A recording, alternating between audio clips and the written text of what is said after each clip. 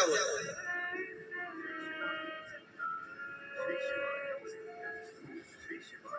केवल 9 दिन तक देवी की आराधना कर लो, नंगे पैर ले लो,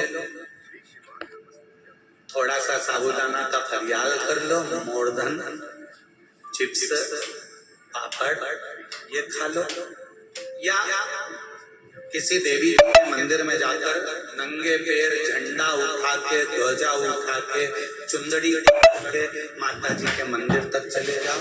क्या केवल नवरात्रि का मतलब यही है? या फिर कहीं गरबा हो रहा हो तो गरबे में चले जाओ? क्या नवरात्रि का मतलब केवल यही है? या घर में जोत लगा लो, नवरात्रि का मतलब यही है? घर में जवारे बो दो, नवरात्रि का मतलब क्या यही है? घट स्थापना कर दो, क्या नवरात्रि का मतलब केवल यही है?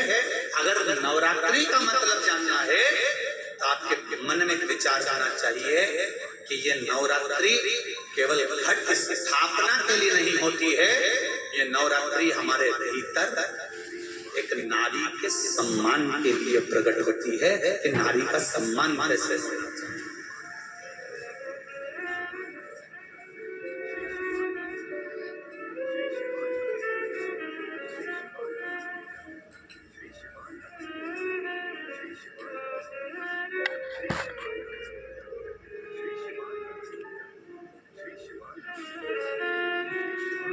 एक नारी का आदर क्या होता है?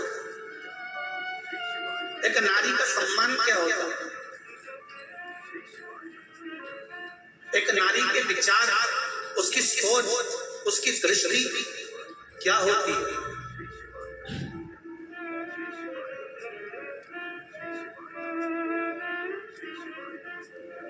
पिता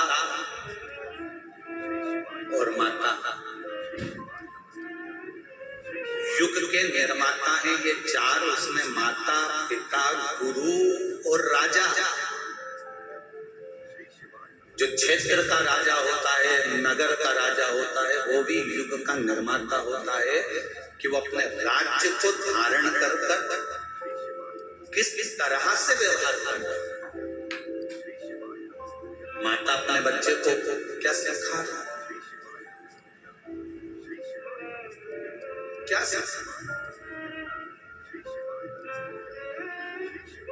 आप में से कितनी माताएं जिनके बच्चे रोज प्रणाम करते हैं, चरण छूते हैं?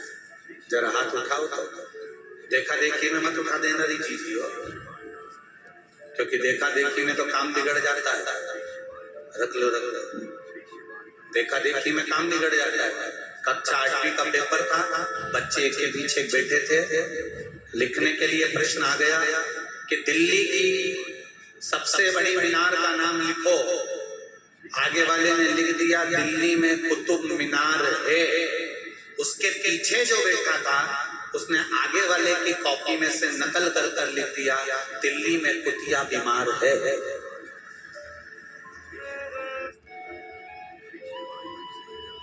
और नवरात्रि में भी देवी की आराधना का एक स्मरण का सुख है महाराज।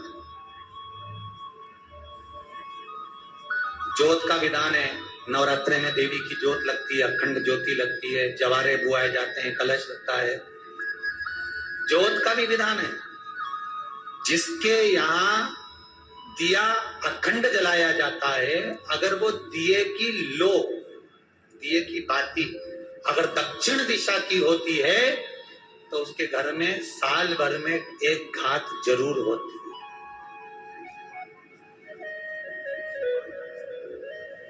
जो दिया अखंड जलता है उसकी बाती का मुख दक्षिण का नहीं होना चाहिए।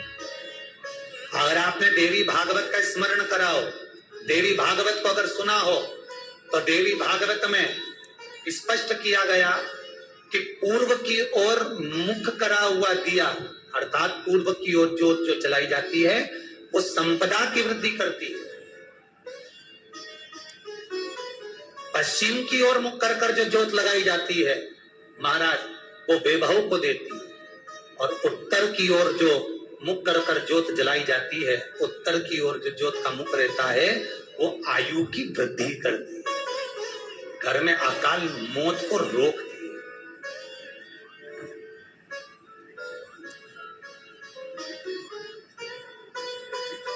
नवरात्रे का जो भाव तत्व है उसको भी अच्छे से समझ लेना। दक्षिण की ओर जोत ना लगाए। अगर आपको लगाना है पूरब की लगाए, पश्चिम की लगाए या उत्तर की लगाए। और जितने दिन महारानी जगदम्बा जगतधात्री दुर्गा भवानी, अब की बार माता जी घोड़े पर आई है। हर बार देवी बदल बदल के आती है, इस बार जो नवरात्रे आए वो घोड़े के आए।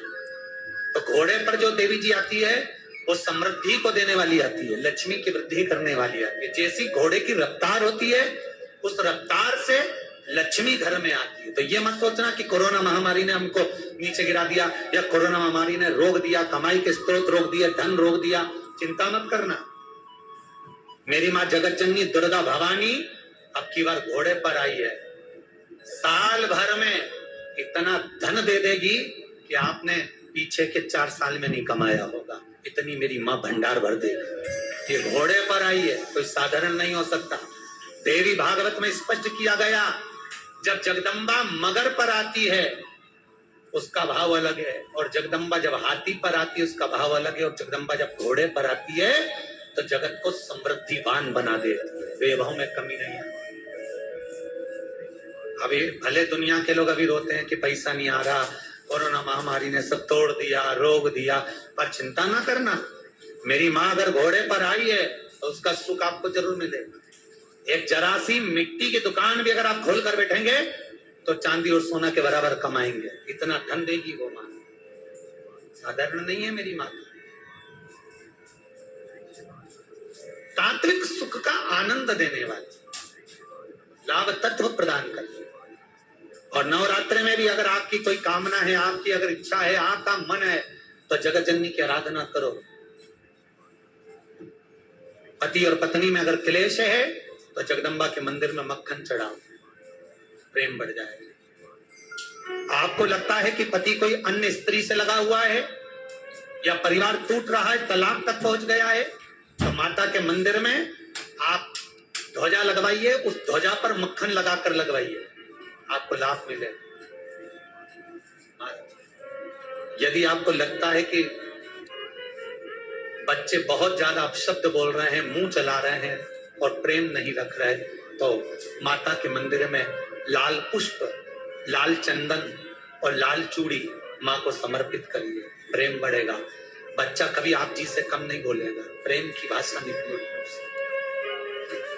माँ जगतजननी की आराधना, जगदम्बा की उपासना। नवरात्रे में 9 दिन में से कोई एक दिन ऐसा ले लो जिस दिन कन्याओं का भोजन कराओ, साथ में उनको लाल चुनरी ओढ़ाओ या कोई लाल वस्त्र, लाल पूजन की सामग्री उनको दो, सुख मिलेगा, आनंद है।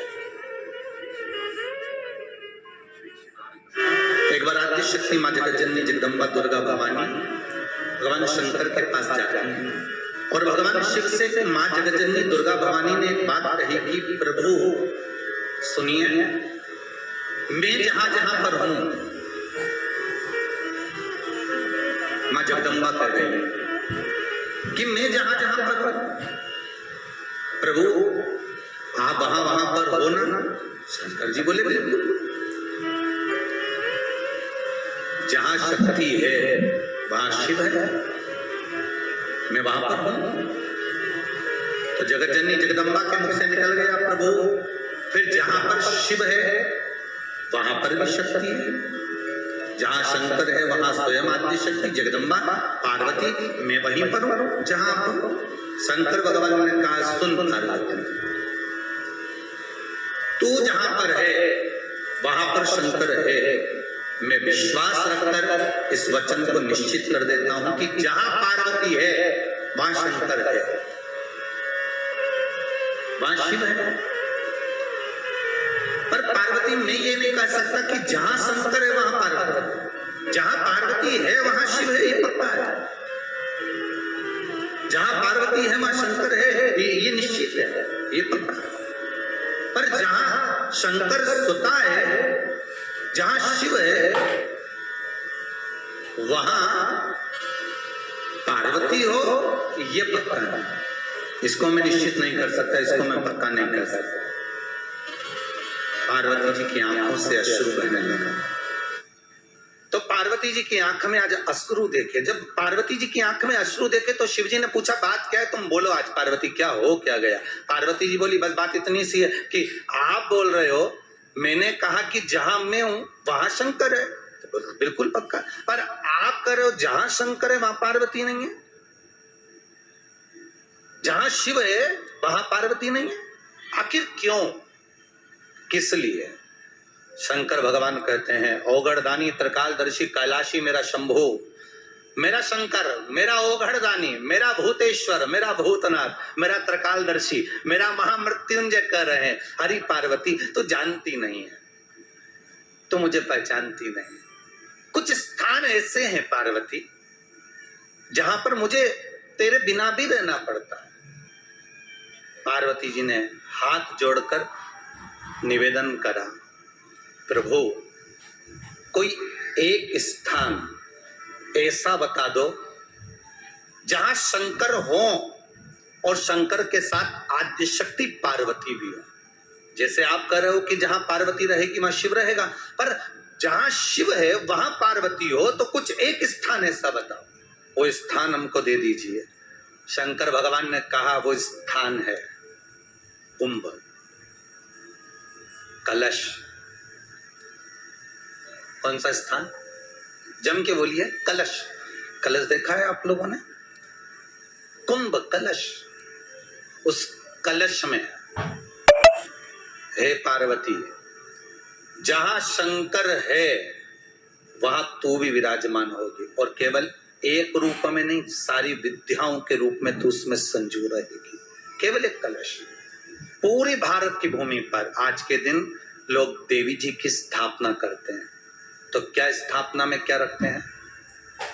कलश रखते हैं। तो कलश किस लिए रखा जाता है? कलश का क्रम क्या है? अपन ने अभी तक कथाओं में बहुत सुना, शिव महापुराण में, कि दिए का महत्व क्या है। अपन ने सुना दही का महत्व क्या है, जल का महत्व क्या है। पूरी शिव महापुराण में अपने अलग अलग महत्व को जाना है, पर यह नवरात्रे में जो शिव महापुराण की कथा शुरू हो रही है, नवरात्रे में जो शिव महापुराण की कथा को हम श्रवण करने के लिए बैठे हैं, इसमें हमारा एक संशय और मिटना चाहिए कि भारत की भूमि पर जब मां आद्य शक्ति की स्थापना होती है, मां जगत जननी को जब विराजमान किया जाता है, या चैत्र नवरात्रे में, शरदीय नवरात्रे में, आषाढ़ी नवरात्रे में,